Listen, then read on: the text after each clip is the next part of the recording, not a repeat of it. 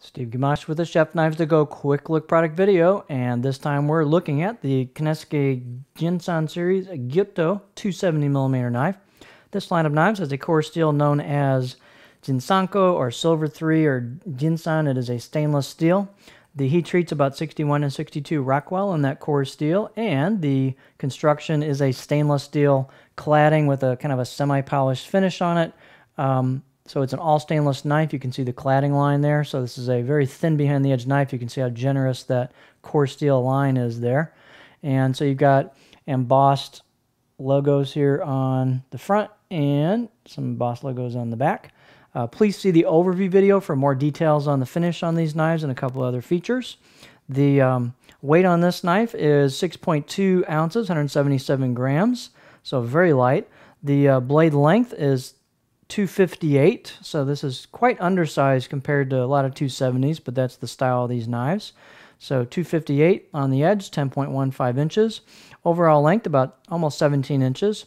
The spine on this at the heel is 2.2. Yes, I said 2.2. It's quite thin, and it maintains that thinness all the way through, and a taper towards the tip from the very generous grind. So it's very, very thin at the tip.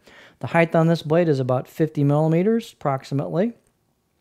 Handle is a nicely done octagonal U buffalo horn ferrule. Diameter on this particular handle, or I should say circumference, is 79 millimeters, or a little over 3 inches here, right at this point. And so it fits the knife very nicely. Balance point on this blade.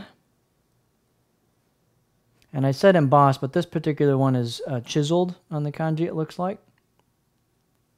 But your balance point's right about there. A little bit slightly in front of a pinch grip, but it's still an extremely light blade for the size of the blade. The edge on this, profile-wise, is quite flat at the heel. That's their characteristic for this line of Gyutos, is they're all very flat at the heel with a fairly pronounced belly towards the tip, so you can still rock pretty high. And I guess as long as we're doing this, let's look at how thin that is, and it gets really thin back behind the edge. Let's take a look on the board here. So here's what it looks like on the cutting board. You can see a very generous flat spot. That flat spot is a good half, maybe 2/3 of the knife. It's a long flat spot.